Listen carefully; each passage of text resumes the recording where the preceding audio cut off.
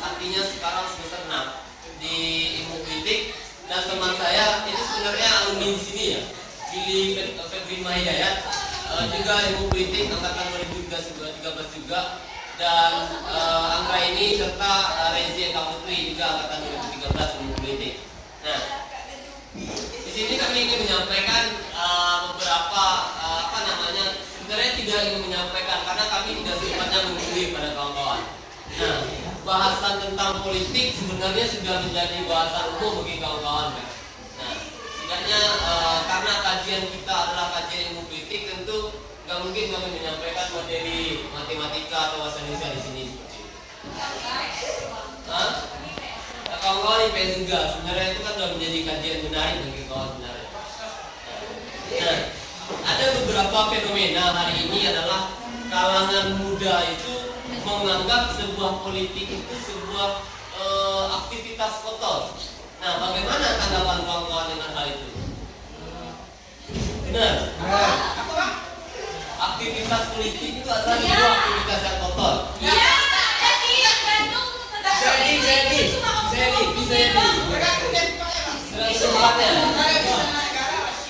Kalau di sebelah negara berarti ya. Kalau di sini gimana? Nggak berhasil ya. Nah, ada nggak yang bisa mendefinisikan, menceritakan sedikit dinamika politik di negeri ini? Korupsi. Apa lagi? Yang miskin, yang jatuh mana yang kaya tuh yang miskin semakin miskin, yang kaya semakin kaya ya.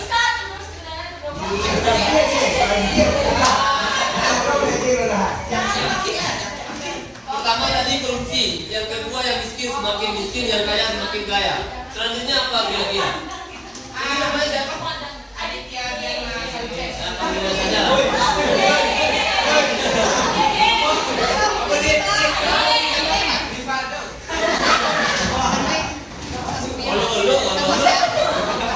serius. Aditya. Silakan, hari ini kemarin kita sudah pemilu kada, sudah pilpres, Jokowi versus Prabowo, sudah pileg legislatif. Kira-kira apa yang kawan-kawan dapatkan dari melihat fenomena politik itu? Iya, siapa lagi kan kita tanya di dia. Menurut saya kan yang saya dapatkan dari politik Prabowo dan Jokowi itu kan, orang lebih banyak mendukung Prabowo.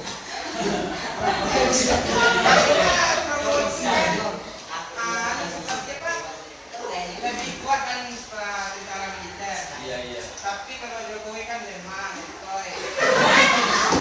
kan yang kan. Iya. Seperti Ahok yang bawa janji.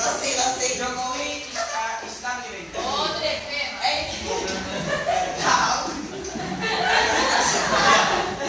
Artinya Aditya melihat fenomena di Sumatera Barat, Prabowo menang telak ya. Tapi Jokowi kalah. Di Sumatera Barat Prabowo itu menang telak, sedangkan Jokowi kalah dengan sangat memalukan. Namun sayang kan di Indonesia dia menang. Nah, kecenderungan hari ini adalah dengan melihat fenomena tadi disebutkan siapa namanya?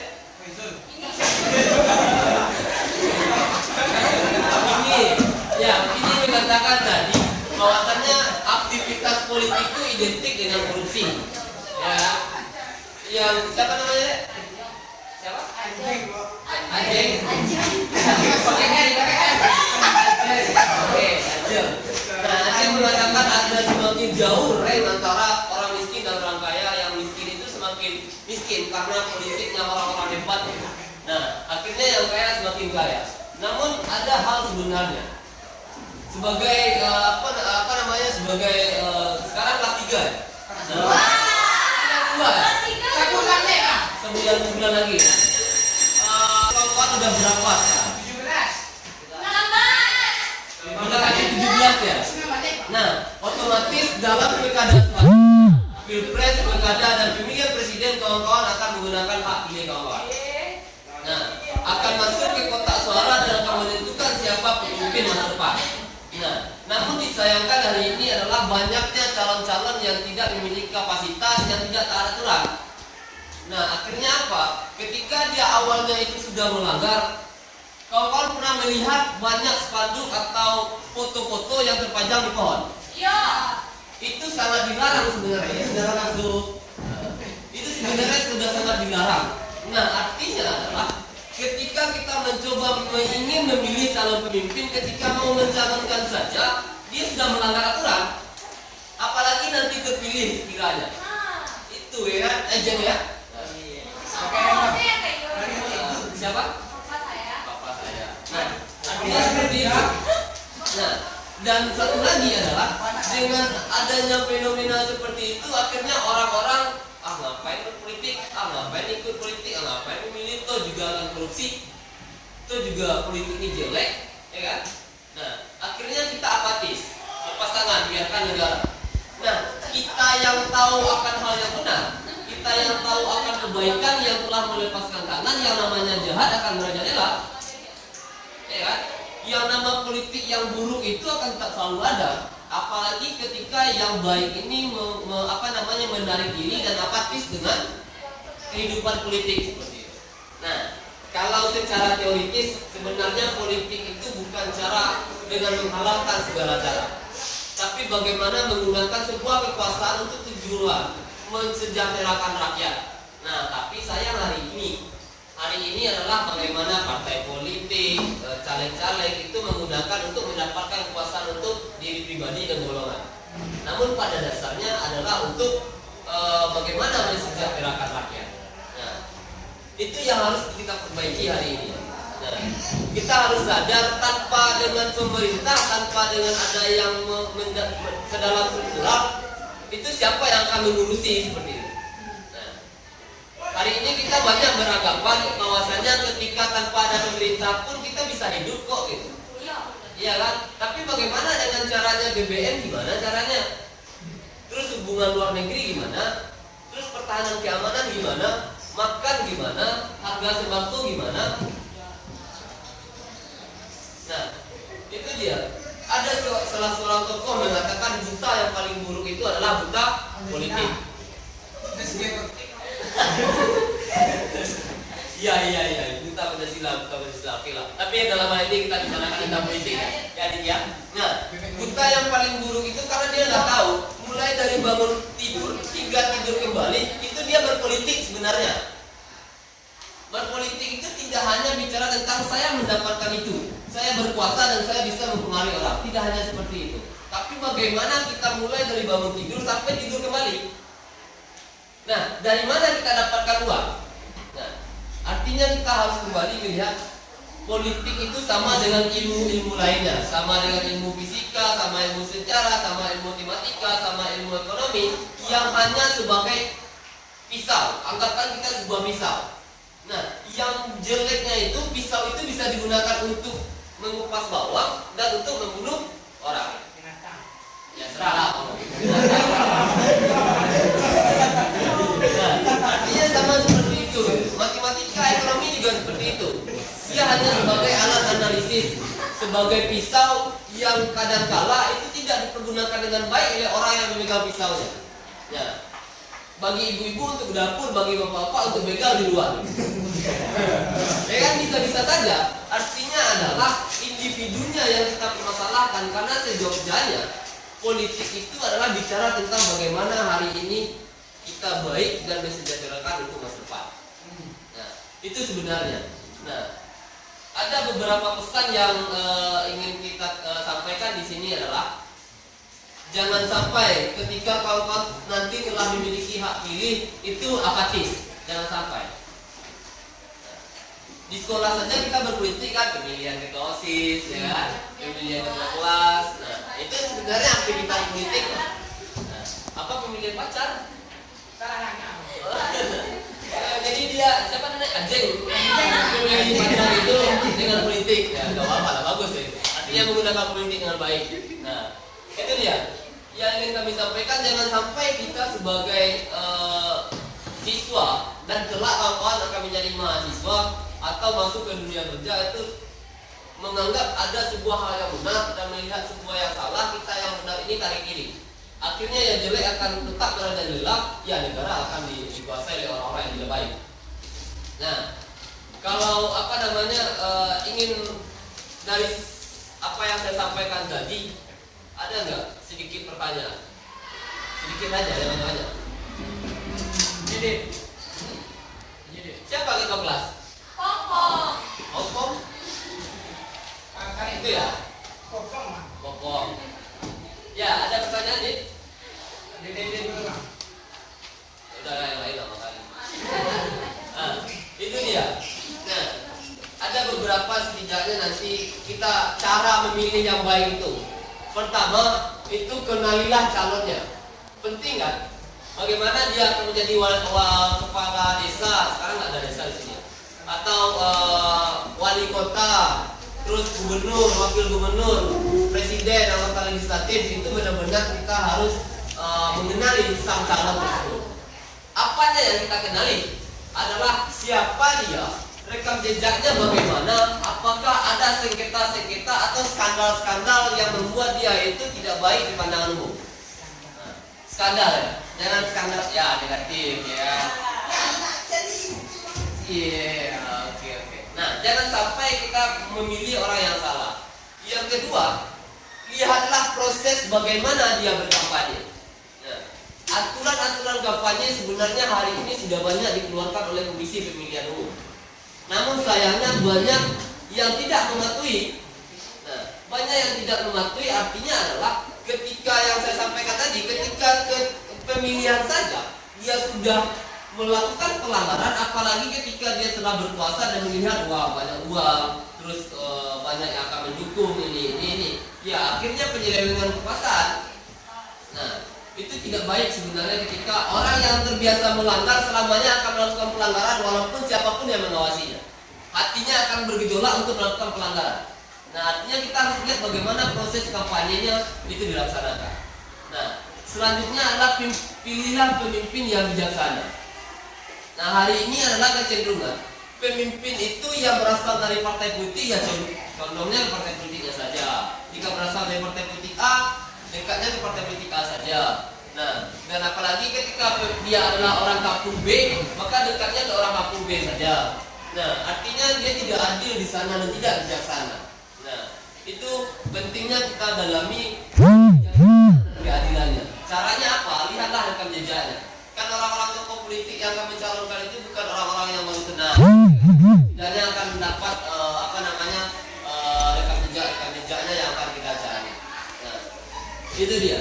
Kalau tidaklah kawan-kawan yang bergerak dari hari ini, maka negara ini juga akan seperti ini, maka akan lebih hancur. Nah, kami mengajak kawan-kawan untuk bekerja sama. Bukan karena kami mahasiswa ilmu politik, kami karena telah melihat bahwasanya sebenarnya politik itu sama dengan keilmuan lainnya. Tapi karakter individual lah yang akhirnya menyelewengkan penggunaan politik itu. Ya kan? Nah, masih banyak kok orang berpolitik yang baik. Namun sayang media massa atau isu-isu yang dikembangkan adalah bagaimana aktivitas politik yang jelek. Akhirnya politik itu terkesan jelek. Warung-warung pun mengatakan ngapain politik? Nah, kajiko dia sebenarnya kajiko ini tanpa politik itu nggak ada lagi gitu. Nah, artinya tanpa berpolitik orang-orang sudah beranggapan bahwasanya tidak akan ada perubahan, walaupun dengan politik sekalipun. Nah, itu yang harus kita sadari sebenarnya mulai dari bangun tidur sampai tidur kembali kita melaksanakan aktivitas politik. Dari mana makan kita, dengan siapa kita berteman, dan bagaimana masa depan kita melaksanakan proses politik. Nah, secara definisi politik itu adalah bagaimana cara kita mendapatkan kekuasaan untuk tujuan yang baik. Nah, ini dia. Hari ini adalah politik didefinisikan bagaimana cara mendapatkan kekuasaan. Stop sampai di situ. Tujuan yang baiknya lagi sudah tidak ada. Ya kan? Sebenarnya politik itu adalah bagaimana cara mendapatkan kekuasaan untuk tujuan yang baik dengan melaksanakan mengelola negara, pemerintahan, masyarakat, swasta, tujuan bersama-sama mensejahterakan negara. Namun hari ini hanya sampai kekuasaan saja. Nah, itu yang harus diambil peran. Jangan sampai karena dinamika politik akhirnya kita apatis.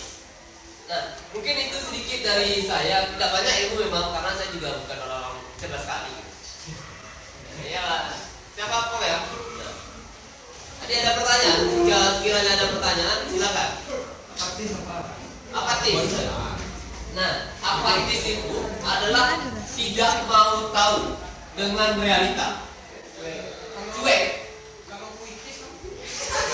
Puitis itu kamu sangat ya, hai tidak. Kayak gitu. Kalau kamu yang ini sendiri kan kameranya. Kalau apatis itu tadi itu dengan melihat fenomena, akhirnya kita nggak mau tahu aja ya, biarlah serah orang lah, cuek gitu kan. Nah itu yang apatis tadi. Nah, apa lagi? Ada pertanyaan? Ini? Enggak, ngantuk mau keluar, udah jadi serah aja. Oh, belum. Saya lama-lama aja, Bang. Jadi kecenderungan. Gaji guru banyak itu. Oh iya. Tidak saya sampai di sini saja.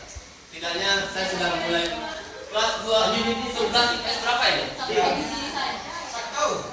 Tiga. Dari tadi kamu tuh ya? Ya, kelas 11 IPS 3. Ya, mudah-mudahan perkenalan kita tidak hanya sampai di sini. Kami hanya memberikan stimulus. Stimulus itu rangsangan. Ya kan? Aduh.